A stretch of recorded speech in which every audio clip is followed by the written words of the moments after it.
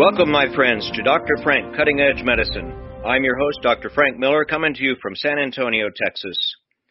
You know, last week we started touching on the possible benefit of ozone on macular degeneration, and we're going to start with a prayer today. Dear God, thank you for the beauty of our world. Help us to find new ways to keep our eyesight so we can appreciate all your miracles more fully.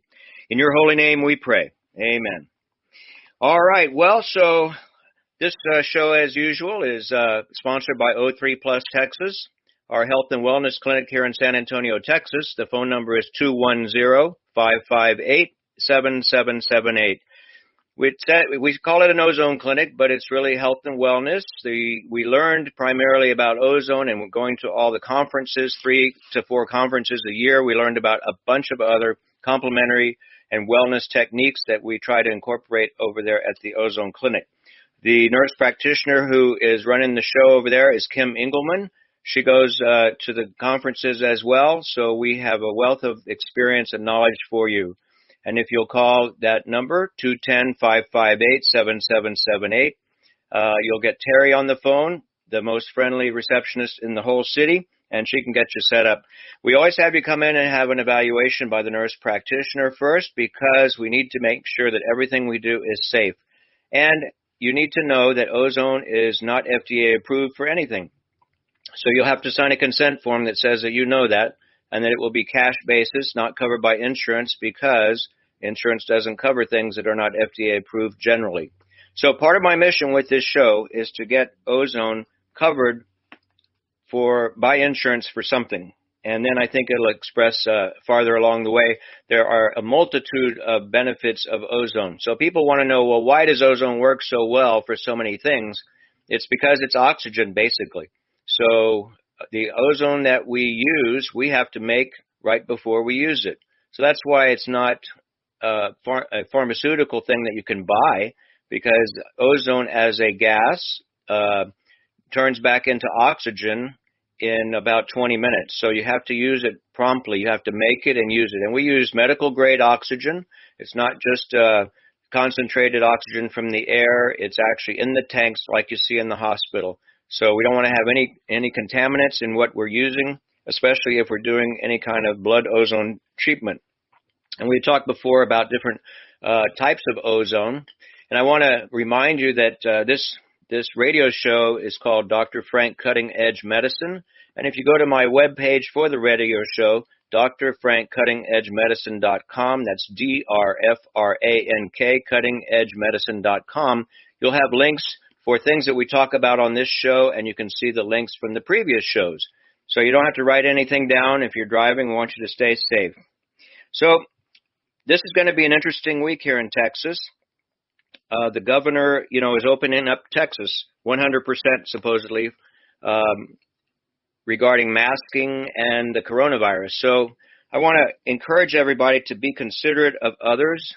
If you have had the vaccine, if you've had the disease and you're already immune, then you probably don't have to wear a mask unless you're required to. And you are required to wear one if the business or the school or your friends require you to wear one. So, and why would they require you to wear one? Because maybe they haven't had the disease, maybe they haven't had the vaccine, maybe they're not sure that the vaccine is working, and it's all about anxiety there. So just be considerate, follow the rules of whatever people are telling you to do. I know some people say, well, they don't want to be controlled by others. So when you're in your own house, you do whatever you want, but when you're around others, please be considerate so that we don't have any angst, any fighting, anything like that. That's what a lot of people are worried about. So speaking of worry, if you have a lot of anxiety, one of the things that we do in the ozone clinic is ISS microcurrent neurofeedback. We talked about this on a show 2 times ago, I believe, and actually about 6 times ago. And so ISS microcurrent neurofeedback is for a lot of different things, but one of the main things we use it for is anxiety, insomnia, and also post-traumatic stress and traumatic brain injury. It helps even with autism. And again, I'll put a link on our webpage so you can see some of the different videos from the ISIS site. So you can see different vignettes of people who have had treatment with ISIS and how well it helped them to restore some normalcy to their life. It's a totally painless procedure. We go to training so that we know what we're doing, and then we've all been trained. So now it's you come in, we explain exactly what's going to happen. We put some electrodes on your head. You don't feel anything except peace and calm, and then you feel better when you're done. And then you go on home, and you should sleep better. Of course, good sleep is one of our 5 pillars of good health. That's good sleep, good nutrition, regular exercise, detoxify, and de-stress. So here we have de-stress and better sleep. So ISIS microcurrent neurofeedback. We do that at our Ozone clinic. That's o3plustx.com or 210-558-7778. Okay, I mentioned at the beginning that we were going to talk about eyes. Last time we had an audio segment from a lady who had some benefit with getting ozone for her macular degeneration. And I have another recording today that I'd like to play.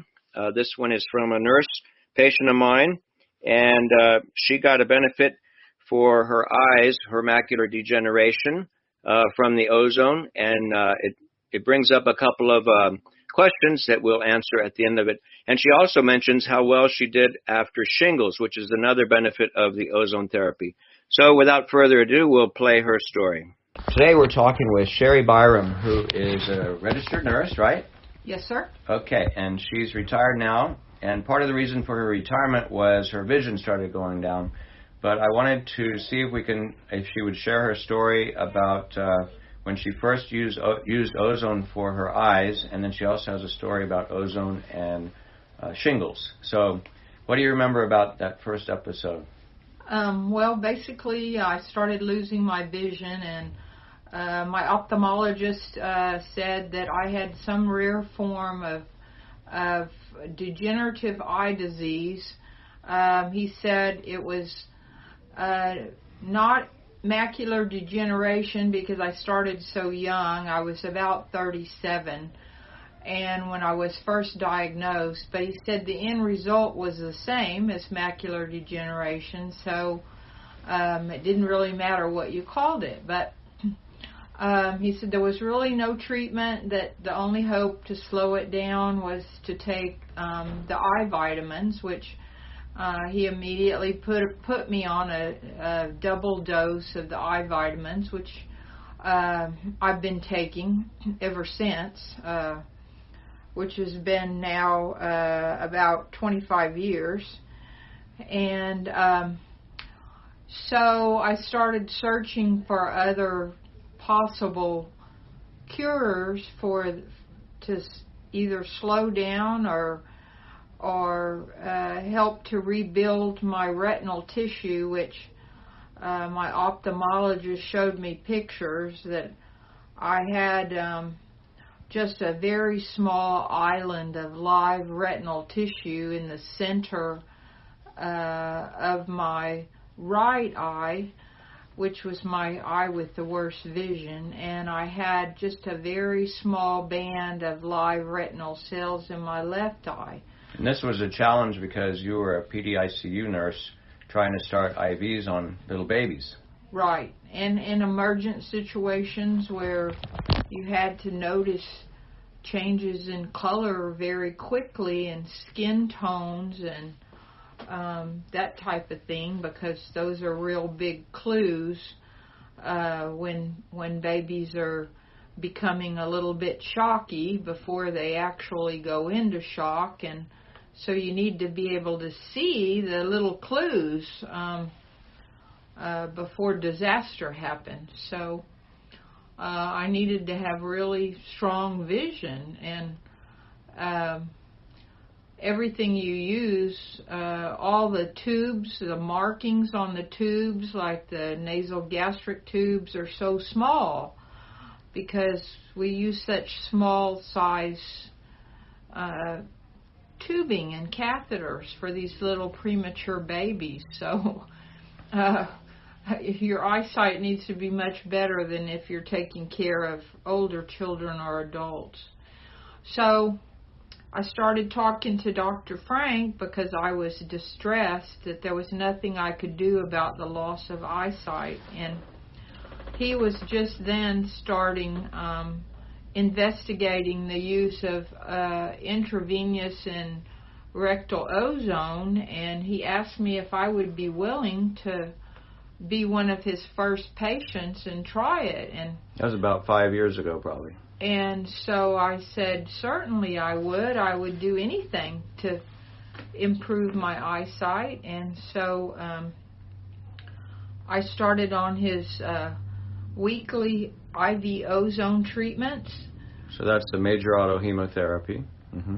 And here's the way I remember it. You can, with the first one, you had it, and you said you felt fine. And I said, okay, well, come on back. I think that was like a Tuesday. You were going to come back Friday, and we were going to see if you could tell any difference. And when you came in, you said, well, I'm not sure. I think I'm better. And so we did the second one. Right. And because you don't really notice an improvement or a decline in your eyesight until it's a lot. Mm-hmm. And so after the second ozone treatment, I had been having a lot of trouble matching my husband's socks because when I would do the laundry, because he had black socks and navy blue socks, and even some of his dark brown socks, I couldn't figure out, was this navy blue or was this black, especially if the socks were the same brand and had the same texture, because I had kind of learned to feel, and if this one was cotton and this one was nylon, I thought, oh, all the nylon ones are black. But anyway, after the second ozone treatment, all of a sudden I could tell which socks were black and which socks were navy blue and which socks were real dark brown. It was like a miracle. And so I decided to continue on the ozone therapy. And you also had told me that now you knew why you felt better after the first one, because we had a black handle on a black door, and you had always kind of reached for it and weren't really sure where it was, but you actually could tell where it was. And you could also see the subtle shadows on our brick steps. So when you were going down the steps, you had more confidence even after the first one. Yeah. Right. Mm-hmm. Right. And my vision stayed improved. I went also to another doctor in Florida and had some stem cell injections. Well, I think before that, y'all had a trip in the summertime, and so we had to stop doing it weekly for a while. Right. And then you felt like it had slipped backwards a little bit, right? Exactly. And so that's why you went for the stem cells and whatnot. Right. Mm-hmm. I lost some of my gain, and I thought, well, I would try some other therapies as well. And so I did have some stem cell injections, which also improved my eyesight for about 2 years. And I was also, the doctor that did the stem cells encouraged an electrotherapy on my eyes and a light therapy, which I still do daily. And again, for those who don't know, it takes energy to rebuild. And so the idea is if we can get energy of some form to the back of the eye, along with the proper nutrients, and try to minimize new toxins or too much damage to the eye, the hope is that it can rebuild, especially if we throw in some stem cells at the same time. So that's what that doctor was trying to do, I believe. So the ozone, I feel like, has definitely slowed down the degenerative process. Like I say, it's been about 25 years, and over the last year and a half, for some reason, my vision has diminished quite a bit. But my thoughts on it are that without the ozone, I probably would be blind by now.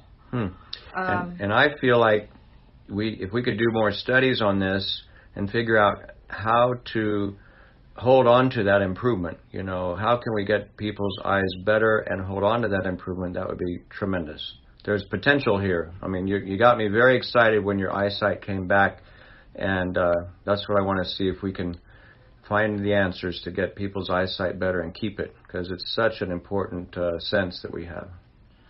But I also had what I felt like was a miraculous experience with the ozone. I had gotten shingles for the second time in my life. I had had shingles as a young child, and had remembered the pain. So about 3 years ago, I had a stressful situation in my family, and unfortunately the shingles came back in exactly the same spot that I had them as a child. Was that on your trunk? It was, yes, it was on my the back of my left shoulder, kind of down my back, just on that left side. And I had excruciating pain down my left arm. That just radiated down my left arm and underneath my left arm as well as where the actual lesions were on my back. I couldn't sleep. It happened. It started on a Friday evening, and at first I didn't really realize what it was. I couldn't really see the lesions, but I felt something back there, and then on Saturday they got worse, and I couldn't sleep at night. They hurt so bad. And I got a mirror, and I thought, oh my goodness, I have shingles. But I didn't want to bother the doctor on the weekend, and so I waited till Monday, and he had me come in immediately on Monday morning and gave me an ozone treatment. And I had been without sleep all weekend. I was completely and totally exhausted, and I was taking as much Tylenol and Advil as probably more than what I should have been taking, and it was not relieving the pain at all. And so he gave me an ozone treatment on Monday morning. That was the blood major autohemotherapy? Yes. And I walked out of there pain-free. It was absolutely like a miracle.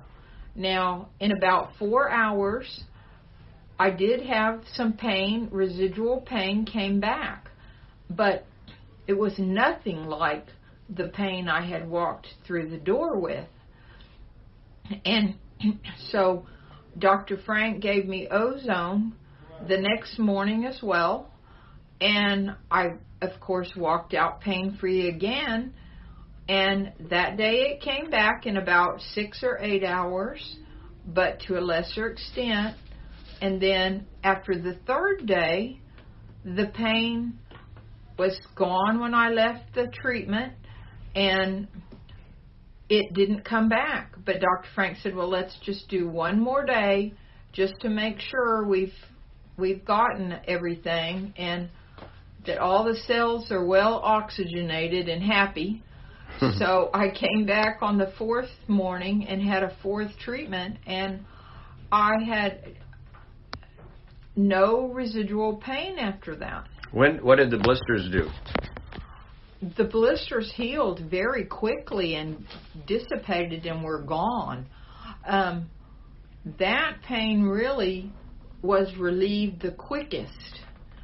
The pain that would come back was actually the pain that went down the left arm. It was kind of just stabbing pains that would run down underneath my armpit and run down my left arm. Really so much that I didn't even want to lift my arm or use my arm. So those got better as well? Yes. But those were the ones that came back the first day in about 4 hours, and the second day after about 6 hours, and then the third day they didn't come back at all. That's amazing. So, did you have any creams or anything on topically?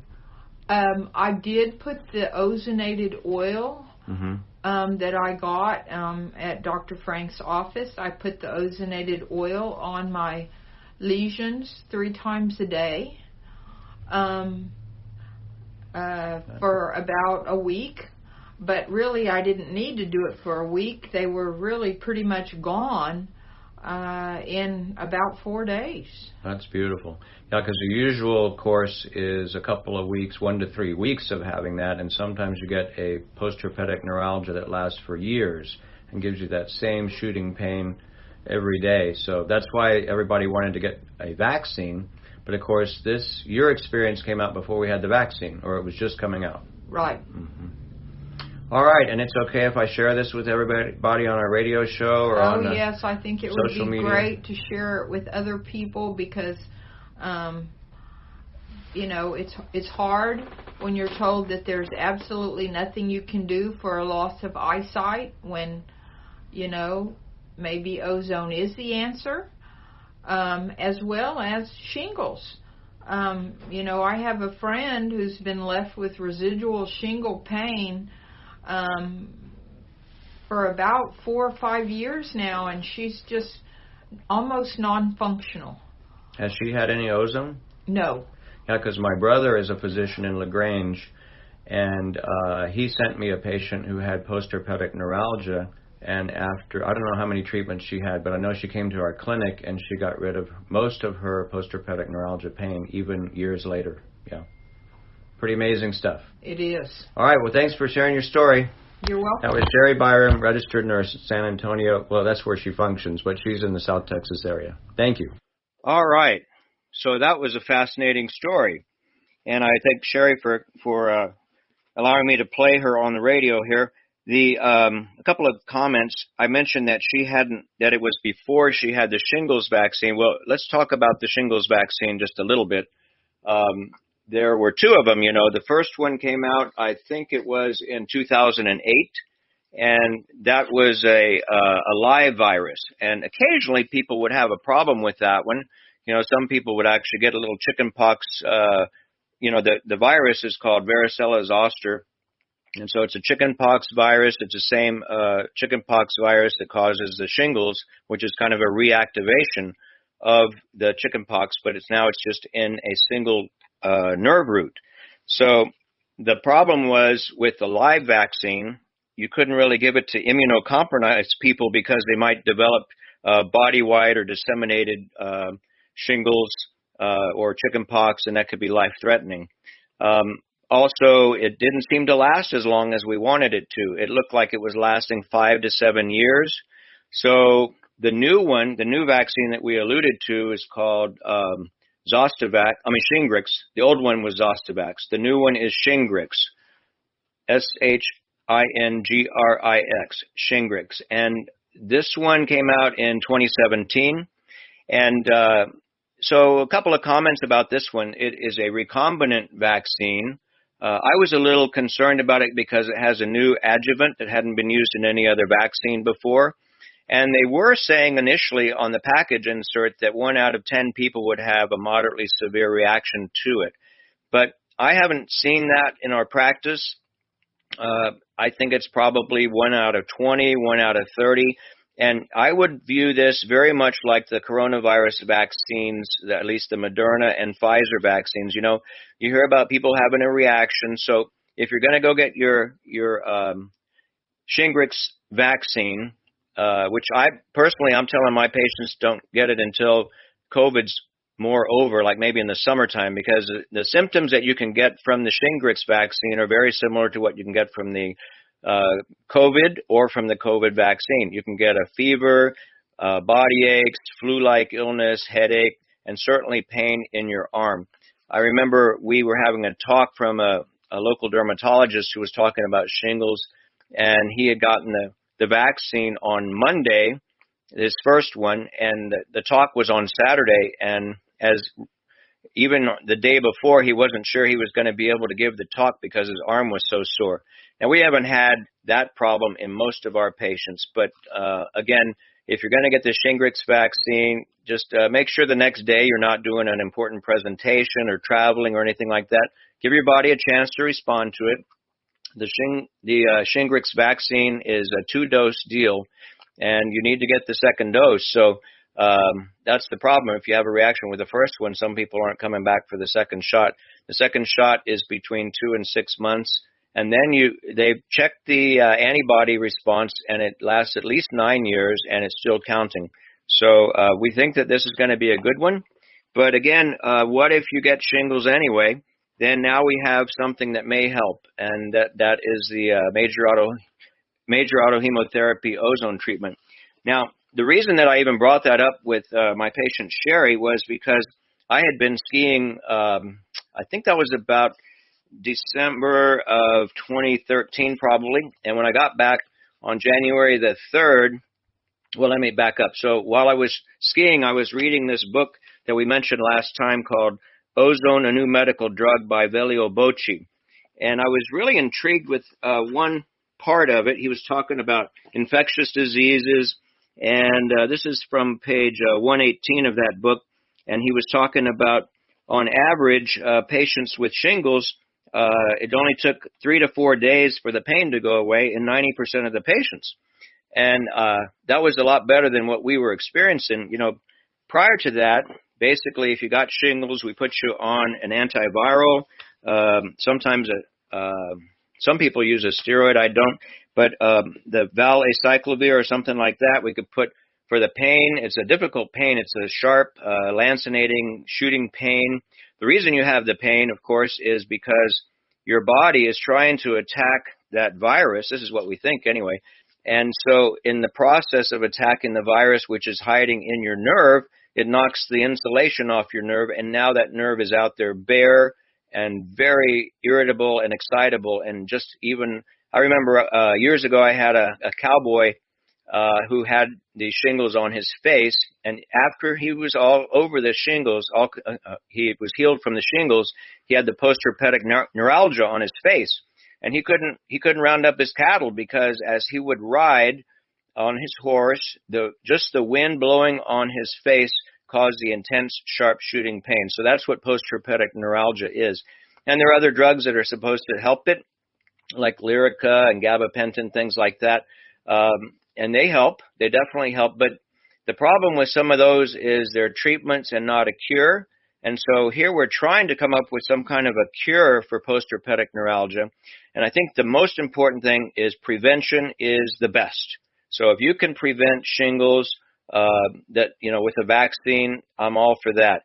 And secondly, if you do come down with shingles, if you treat it early, you have a much better chance of not having the post-herpetic neuralgia.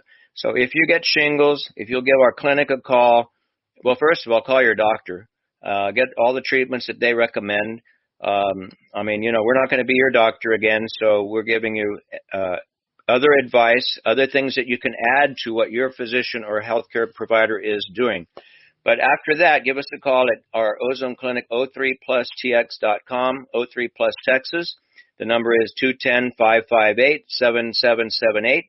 And we can start the treatments like Sherry got on this audio recording. The major autohemotherapy, it usually takes 1 to 3 treatments. The reason that I thought of her was right after, get back to my story, when I got back from skiing on January the 3rd, and that was 2014, at my front door was a long-standing patient of mine knocking on the door, and I said, "Hey, what's going on?" And he says, "Oh my God, you got to help me." And I said, "What's the matter?" And he says, "I've got this pain on my head. It's killing me." And we looked, and sure enough, he had rip-roaring shingles on his head.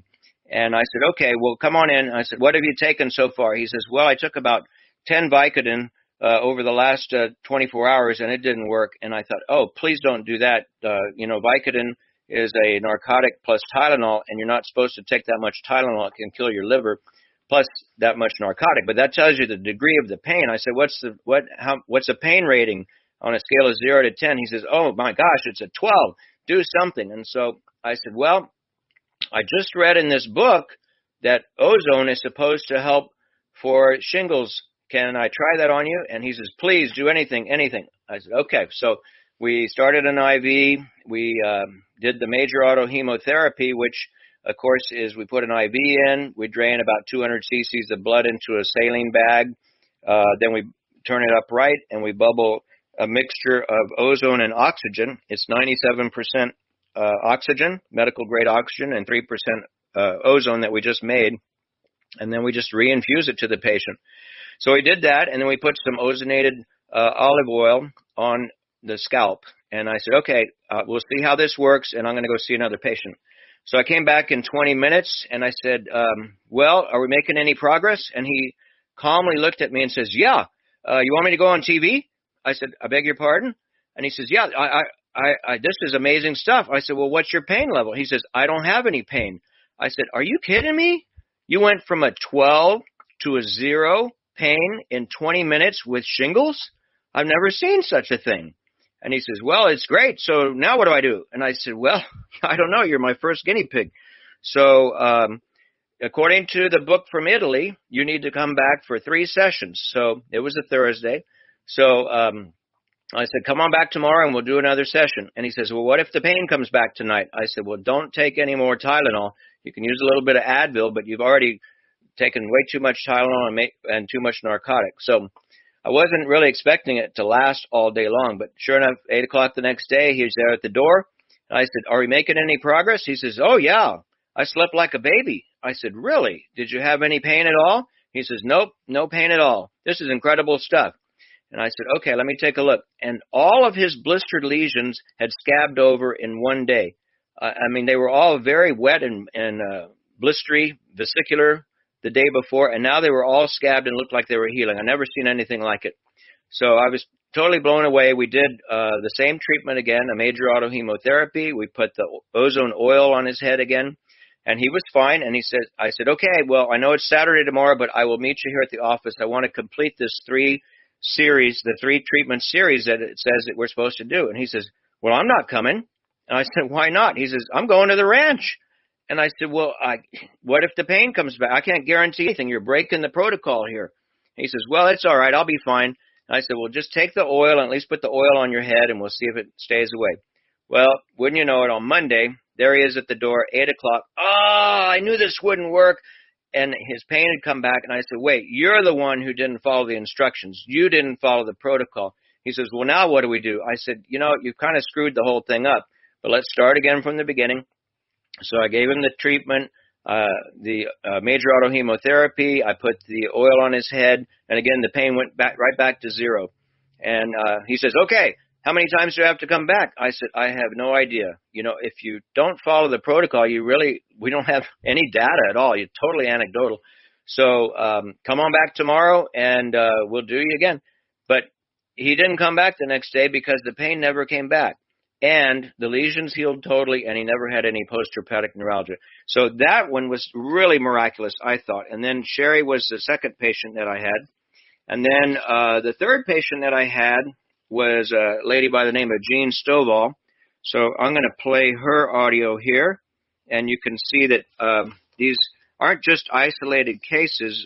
There's a number of them like this. So here's Jean's story. So today we're talking with Jean Stovall. She's a patient of mine, and we're talking about the benefit of ozone in shingles. I think it was March of 2014, something like that, Jean, when you had your onset of shingles. Yes. Can you tell us a little bit about that? First of all, is it okay if I put you on the radio show? Yes. Okay. So let's see. You said that you started on about a Wednesday, and what did you have?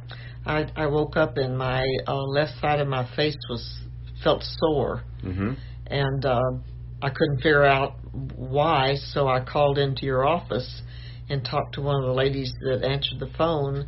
And after just a brief conversation, she said she thought I should come in because she said I might be getting shingles. And so I did come in, and we pretty much, I think, determined that was going to be the beginning of some shingles up in my left-hand side of my neck and face. Right. And I know you had me come back on Friday, and you told me I was going to get my first session of the Ozone. Right. That was a major autohemotherapy, Ozone. And so we did it, and then you met with me on Saturday and for the second treatment. And by then, after that second treatment, I could already tell that some of the blisters that had formed were going away. Wow. And then on Sunday, I came back, and that was my third treatment, and I was well on my way to being healed of shingles, and I am so thankful. As I recall, I was a little depressed that we didn't completely get rid of all the pain. I think you had come in with a pain that was about a 9 or something like that, and it went down to about a 2, but we didn't get rid of all the pain. I guess it went away eventually. Oh, yes. Yeah. Definitely. Okay. And hadn't had any problems since. Because after 3 sessions, I know the question was, should we keep doing more and more, but then you were feeling like you were going to heal up, and so that was the end of that. Yes. And I remember the reason that we had you do that was because I'd had another man who had just almost a miraculous improvement in one treatment. His pain went from a 10 to a 0. I had never seen anything like that. And so I was all excited because I had just seen him improve. That's why we tried it on you. You were one of my earliest guinea pigs, and I thank you for being there. Oh, I thank you, because it was a miracle. It was wonderful. Great. I mean, the results, so quick. And have you had any recurrences of shingles? None whatsoever. Good. I'm a firm believer in it. All right. Thanks so much for being here. Thank you. All right. So another satisfied customer who got rid of shingles with MAH, major autohemotherapy, Ozone treatment. Again, we need to keep emphasizing that Ozone is not FDA approved to diagnose, treat, cure, or prevent any disease.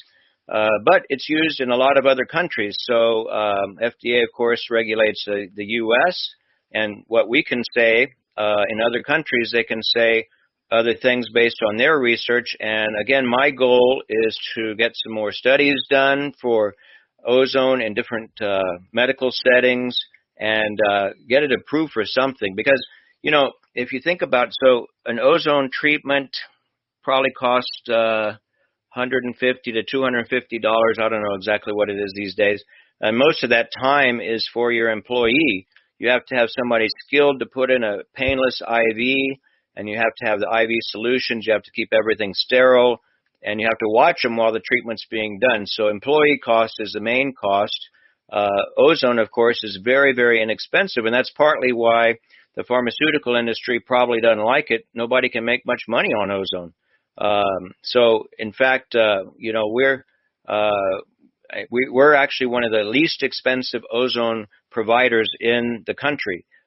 We try to keep it that way because we want it to be as accessible as possible. But I still, you know, if you have to have Ozone 3 or 4 days in a row, so you're talking about, you know, maybe $600, about $600 worth of treatment. Not everybody has that ready to go and just pay it out as cash.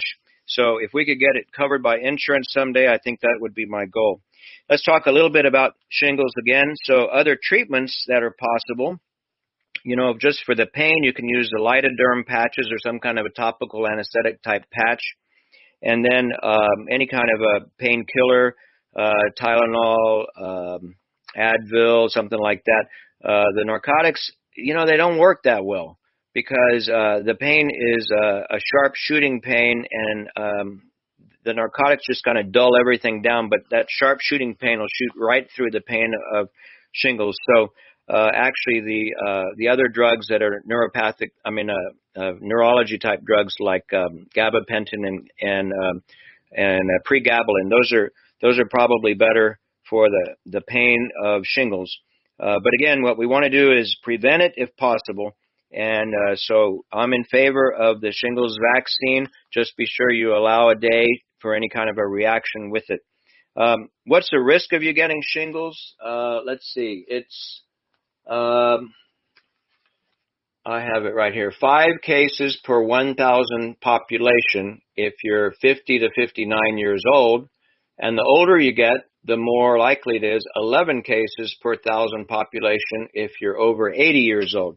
So how come it's more as you get older? It's because your antibodies to the virus, which you picked up and made when you got chickenpox or got exposed to chickenpox as a kid, they last about 80 years or so, and then they wane. And in some people, they don't last that long. So this kind of has relevance to the coronavirus, So I had the Pfizer vaccine. I have very good antibodies right now. The big question is, how long do the antibodies last, and are they fully protective? Nobody really knows until we get out there and get exposed again, and then we see how many people come down with the illness, which, hopefully we don't have to be exposed. But at any rate, they have tested the vaccines, and, as far as they can see, they still have good immunity, at least after 6 months. We hope that they'll last a lot longer. But again, this whole coronavirus vaccine thing is a big experiment. Somebody asked me about the new Johnson & Johnson vaccine. What did I think about it?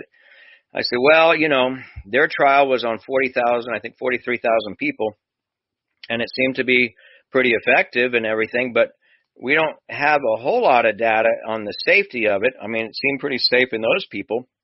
What I like about the Moderna and the Pfizer vaccines is I think they've vaccinated, given about 40 million doses or something like that. And so we know a lot more about the safety of those. And it is important to note that, I believe close to 1,000 people have died in close relationship to getting the vaccine. Now, did the vaccine cause their demise? Were they already ill? That's all harder to figure out. So, but still, 1,000 versus 40 million. So that, I think it's important with every vaccine to know the risk, and then you get to decide the risk benefit. I'm really in favor of personal choice in vaccines. And the reason is, as I've seen a lot in my practice, there are some people who just don't do well with regular medicines. The majority of people, no problems with vaccines. I would say probably 90% of people, maybe even as high as 95% of people, they don't really have any trouble with vaccines. And if you're one of those, you assume that your reaction is going to be just the same as everybody else's reaction, and they should have no hesitancy of getting a vaccine. But, some people just, I don't know, they're just multiply drug sensitive. They can't tolerate anything. Where you could maybe take acetaminophen, Tylenol, they can't take it. They have to take a baby dose, or even an Advil, ibuprofen. Any drug that we give, so I've got about 3 patients like that, and they are extremely sensitive to everything. And, anything, also some of them get totally the reverse reaction. It's really bizarre. Like you give them a sleeping pill and they stay awake all night long. I mean, their biochemistry is just different. And it's wrong to mandate that everybody has to do the same thing. We need to have personalized medical care. And you need a doctor or somebody who kind of knows your story if you're one of these special people that reacts to everything. If you know that you've always had vaccines, no trouble, you never react adversely to any medicines, well, then you can kind of go with the herd. And, they talk about the herd immunity. Nobody really knows exactly what that percentage is. There's a lot of different reasons why the COVID cases go up and down.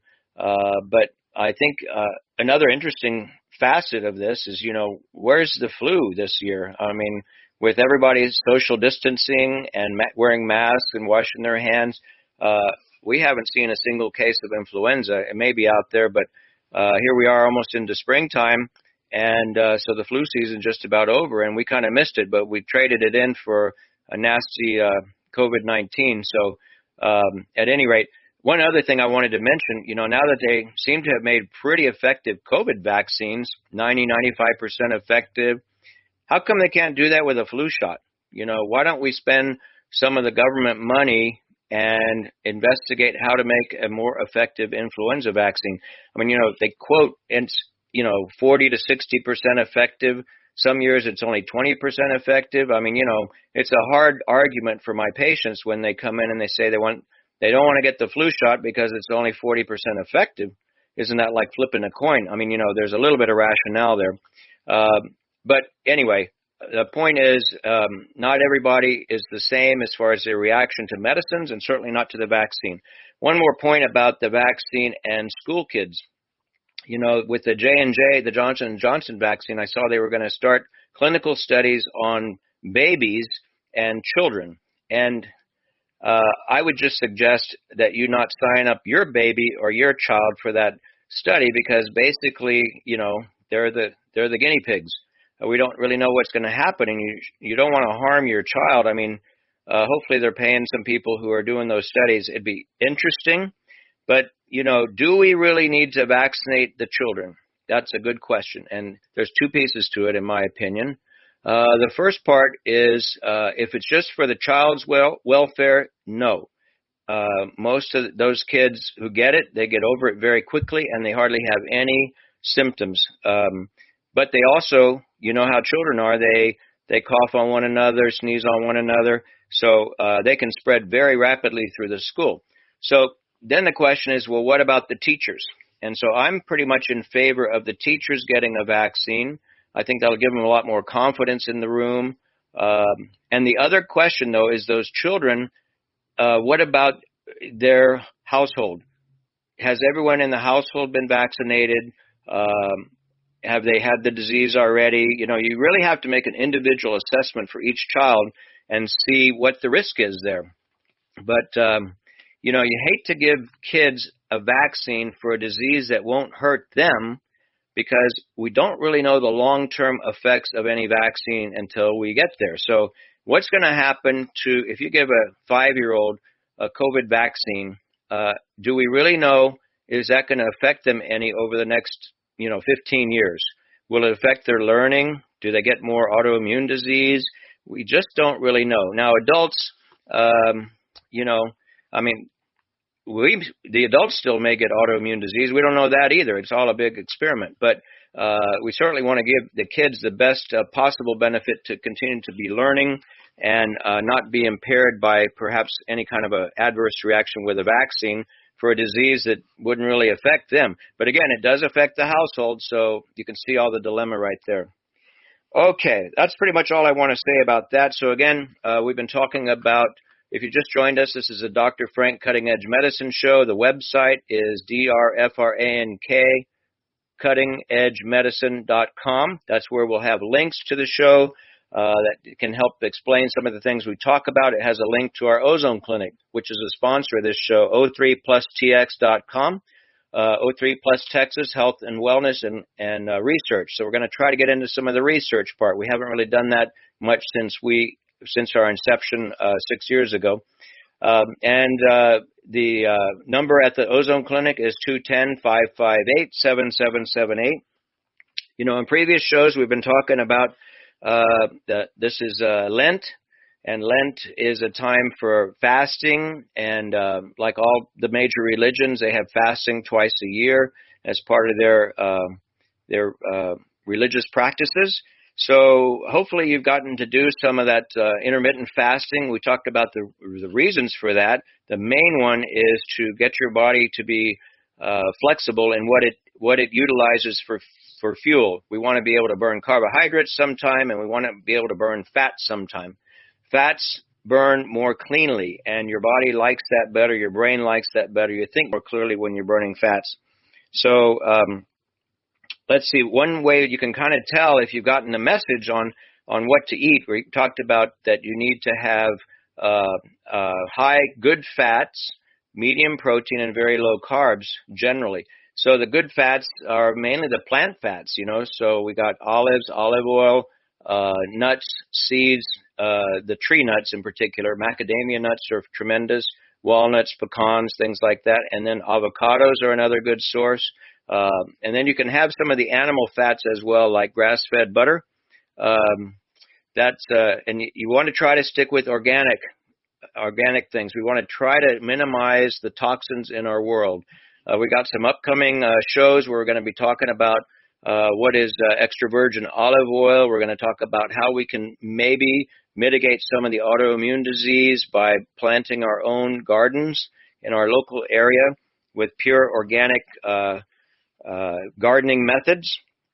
So all those things are important. But right now, if you're driving, I want you to look in your car or truck and see what snack you have in there.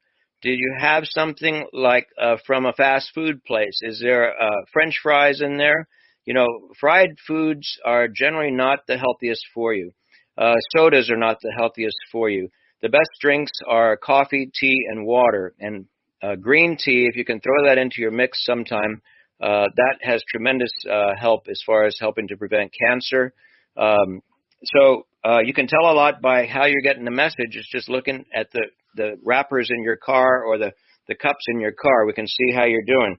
And I mean, I'm not here to criticize. I'm just telling you what would be better for your brain and your longevity. I don't want you to get any chronic disease. I want you to live a long, happy life and then die in your sleep when you're 99 years old. You know, not everybody gets to do that, but the main thing I don't want you to have is a chronic disease where you can't do the things that you want to do. So we're going to try to keep you as healthy and well as possible. Again, another thing that we do at the Ozone Clinic regularly is inject joints with Prolozone. Prolozone is a combination of nutrients plus ozone that we put into the joint. We do a lot of shoulders and knees, and it helps to regrow the joint, we think. It definitely gets rid of the pain for a while, and if that doesn't seem to help, then, which it usually does, but if it doesn't last, we add platelet-rich plasma, which we do there in the clinic as well. So we have a lot of regenerative treatments. We can also put exosomes, stem cells. There's a lot of different things. We also have pulsed electromagnetic field therapy there. We talked about that last time for healing fractures. And it's also extremely good for painful joints. If you have a lumbar back pain, the magnet can help you there. We also have been talking about infrared sauna and the benefits of that. Again, all these things are energetic. That's the key. We got to get energy into your system to help it to heal. How can you do it naturally? You need to get out and exercise. When those actin and myosin fibers slide across in your muscle, they shed off electrons, and that's what powers your immunity, powers every biochemical reaction in your body. If you don't exercise, you're going to slowly decline. There's no doubt about it. One other thing that we do over there is a Myers cocktail. So that's an IV vitamin cocktail. We'll talk about that on an upcoming show, how it got the name, some of the different things that it's used for. It's pretty amazing stuff that vitamins can help. How come we don't recommend them? I mean, you know, nobody makes a whole lot of money on those again. So if you follow the dollar, you can know why we were taught certain things in medical school, because the medical schools are funded by the pharmaceutical companies by a long part because they give the research dollars. Hopefully there'll be some foundation. You know, the NIH is supposed to be that foundation that will research the things that are really important in the country.